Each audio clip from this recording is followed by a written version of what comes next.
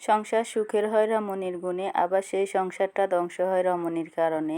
তো এই জিনিসটা কে কে মানেন বা কে কে বুঝেন জানাবেন। আসসালামু আলাইকুম, রেসিপি বাই নাহার কিচেনে আপনাদের সবাইকে স্বাগতম। কেমন আছেন সবাই? আশা করছি সবাই ভালো আছেন। এই যে রমণীর গুণটাই আজকে আপনাদেরকে দেখাবো।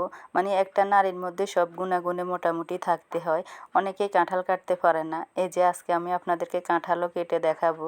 কাঁঠাল কেটে রান্না করে কিভাবে খেতে হয় সেই রেসিপিটাই আপনাদেরকে দেখাবো। এই যে সেজন্য আমি প্রথমে এখানে 2-3 রকমের ডালটা একটু ভেঙে নিব, মানে খোলার মধ্যে দিয়ে একটু টেলে নিব। এগুলো প্রথমে আমি সিমের বিচিগুলো ভেঙে নিছি, তারপরে এগুলো হচ্ছে হেলুন ডাল। অনেকে আমার পেজে কমেন্ট করেছেন হেলুনের ডাল চিনেন না। এই যে আমরা এই ডালগুলোকে হেলুনের ডাল নামে চিনি। কে কোন নামে চিনেন জানাবেন। তারপরে এই যে মুগ ডালটাও ভেজে নিচ্ছি। এই কাঁঠালটা রান্না করার সময় যদি 4-5 রকমের ডাল দিয়ে রান্না করা হয় তাহলে খুবই মজা হয়। আর যদি শুধু আপনি এক রকমের ডাল দিয়ে রান্না করেন তাহলে খেতে মজা পাবেন না। মানে 4-5 রকমের ডাল দিয়ে যখন রান্না করবেন খেতে অসাধারণ হবে। এখন আমি ডালগুলো পাটার মধ্যে দিয়ে চুড়ে নিব। এই চুড়ে যদি নিয়ে আমরা এগুলোকে চুড়েই বলি, মানে ডাল চুড়াইতেছি আর কি, এটা বলি। তো এই যে চুড়ানোর পরে দেখতে এরকমই হয়েছে। এগুলো যখন পাটার মধ্যে চুড়ে নেবেন তখন এই খোসাগুলা মানে আগলা হয়ে যাবে। তারপরে একটা ট্রের মধ্যে নিয়ে এগুলোকে ঝাড়ি নিলেই সুন্দর ফ্রেশ ডালটা বের হয়ে আসবে।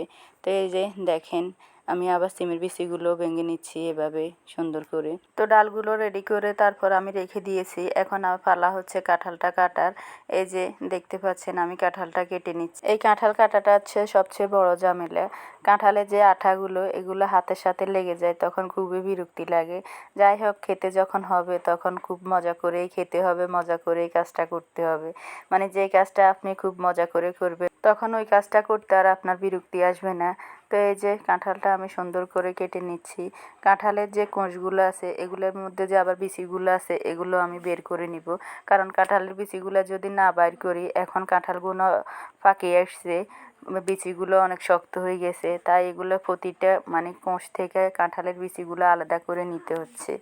তো যাই হোক, এভাবে সুন্দর করে আমি কেটে নিয়েছি। এই যে দেখেন আমার হাতের অবস্থা। এখন আমি এগুলো তেল দিয়ে উঠিয়ে নিব। কোনো ভয় পাবেন না। মানে লাগানোর আগে যদি একটু তেল লাগাই নেন তাহলে হাতে একটু কম লাগবে আঠাগুলো। আবার লাগানো কাটা যখন শেষ হয়ে যাবে তখন আবার তেলটা একটু বেশি করে দিয়ে এভাবে ডলে নিলেই বস হাতটা পরিষ্কার হয়ে যাবে। এই তো এখন আমি যে ডালগুলো নিছি, কাঁঠালের বিচি নিছি, ডাল 2 রকমের, হেলুন ডাল, সিমের বিচি, তারপরে আপনার এখানে হচ্ছে বুটের ডাল, মুগ ডাল, মশারির ডাল, মোট 5 রকমের ডাল দিয়ে আমি এই সবজিটা রান্না করব। কাঁঠালের এই তরকারিটা খুবই অসাধারণ। মানে যারা খাইছেন তারা অবশ্যই জানেন কত মজার একটা তরকারি। এই কাঁঠালের তরকারিটার মধ্যে আজকে আমি শিং মাছ দিব না বা অন্য কোনো মাছ দিব না, শুধু দিব পাঙ্গাস মাছের মাথা। এই তরকারিটা রান্না করতে আপনি চিংড়ি মাছ দিয়েও করতে পারেন, শিং মাছ বা অন্য যে কোনো মাছও দিতে পারেন। তবে কাঁটা যেগুলো তো কম, ওগুলো দিয়ে রান্না করলে বেশি ভালো খেতে। যাই হোক, এখন এই যে আমি পরিমাণ মতো সব মশলা টশলা দিয়ে ডালগুলো হাতে মাখিয়ে তারপর বসিয়ে দিব। কে কোন কোন অঞ্চলে এভাবে কাঁঠাল রান্না করে খান কমেন্টের মাধ্যমে জানাবেন। আমাদের নোয়াখালীর মানুষের খুবই প্রিয়, আমারও অনেক প্রিয় একটা তরকারি। মানে যখন কাঁঠালের সিজন আসে তখন প্রতি বছর আমি 1-2 বার এই তরকারিটা রান্না করি। এত মজা লাগে। মানে তরকারিটা বেশি করে রান্না করি, আবার আমি একাও খাই না, আশপাশের কয়েকজনকে দিই, আমার যার জন্য রাখি, আমার ননসের জন্য দিই। আবার আমার বাপের বাড়িতে যখন রান্না করি তখন আমার পুকুরে সবাই আমরা একসাথে বসে, মানে ওই দিন আর দুপুরবেলায় কেউই ভাত খাই না, শুধু এই তরকারিটা আমরা এমনিই খাই, বুঝছেন, খুব মজা করে। এই তরকারিটা রান্না করতে, মাংস রান্না করতে যা যা মশলা লাগে এই তরকারিটার মধ্যেও সব মশলা দেওয়া লাগে। মানে সব মশলা দিয়ে যদি রান্না করেন তাহলে খেতে অসাধারণ। ওহ, কী যে মজা! মানে আমি বয়সটা দিচ্ছি আর মনে হচ্ছে ওই দিন যে রান্না করছি রান্নাটা এখনও খাইতেছি, আমার কাছে এরকমই লাগতেছে। যাই হোক, সবার কাছে সব জিনিস প্রিয় না, আবার সবার কাছে সব জিনিস অপ্রিয় না। আমার কাছে এই জিনিসটা খুবই প্রিয় একটা খাবার। তো এই যে আমি বলেছি সংসার সুখের হয় রমণীর গুণে, আবার সেই সংসারটা ধ্বংস হয় রমণীর এই কারণে। যে আমি কথাটা বলছি এই কথাটা কিন্তু ভুল না। অনেক সংসারে মানে বউদের কারণে সংসারটা অনেক উজ্জ্বল হয়, আবার বউদের কারণে ঝগড়া বিবাদ লেগেই থাকে, সেই জন্যই বলেছি আর কি। যাই হোক, কেউ মনে কষ্ট নেবেন না, হয়তো অনেকেই অনেকের গায়ের দিকে নেন, তবে কাউকে উদ্দেশ্য করে না, বাস্তবতার শিকার হয়ে অনেক কথা বলি, কিন্তু সব কথা যে আর সবাইকে নিয়েই বলি তা কিন্তু ঠিক না। আশপাশের ঘটনা অনেক ঘটনা ঘটে যায়, সেগুলো থেকেও শিক্ষা নিয়ে অনেক কিছুই বলে থাকি। সব কিছু কিন্তু মনের কথা না, কিছু কথা মানুষেরও হতে পারে, এরকম আর কি। যাই হোক, সবাই ক্ষমা সুন্দর দৃষ্টিতে দেখবেন।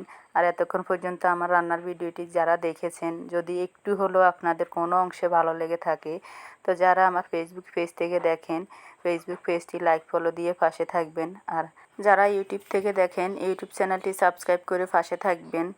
এই তো তো এই রান্নাটা এই তো প্রায় শেষ মুহূর্তে। এখন নামানোর আগে একটু টমেটো দিয়ে নামিয়ে নিচ্ছি। কালারটা খুবই সুন্দর হয়েছে। কালারটা দেখতে যেমন সুন্দর হয়েছে, খেতেও একদম অসাধারণ হয়েছে। এই যে এখন আমি একটু তেল আর পেঁয়াজ, রসুন, তারপরে আপনার শুকনা মরিচ দিয়ে একটু বাগার দিয়ে নিব। এই যে তেলটা বেশি গরম হয়ে গেছে, তাই পেঁয়াজটা দেওয়ার সাথে সাথে এরকম আগুন লেগে গেছে। যাই হোক, এটা ভয় পাওয়ার কারণ নেই, এরকম রান্না করতে গেলে অনেক কিছুই হয়। যাই হোক, আমার রান্নাটা কেমন লাগছে আপনাদের কাছে কমেন্টের মাধ্যমে জানাবেন। এই যে নামানোর আগে আমি এখানে পেঁয়াজ বেরেস্তা দিয়ে তারপর আপনার ধনিয়া পাতা দিয়ে নামিয়ে নিয়েছি। এই যে এখন খাওয়ার জন্য আমি এগুলো আলাদা করে নিচ্ছি, মানে এগুলো আমরা দুপুরবেলা এখন খাওয়ার সময় খাবো। বড় পাতিলে যেরকম রান্না করেছি সেরকম আমি 5-6 ফ্যামিলিকে এই রান্নাটা দিয়েছি। এই রান্নাটা আমরা একা খাই না, যখনই করি সবাই মিলেই খাই। তো সবাই ভালো থাকবেন, আল্লাহ হাফেজ।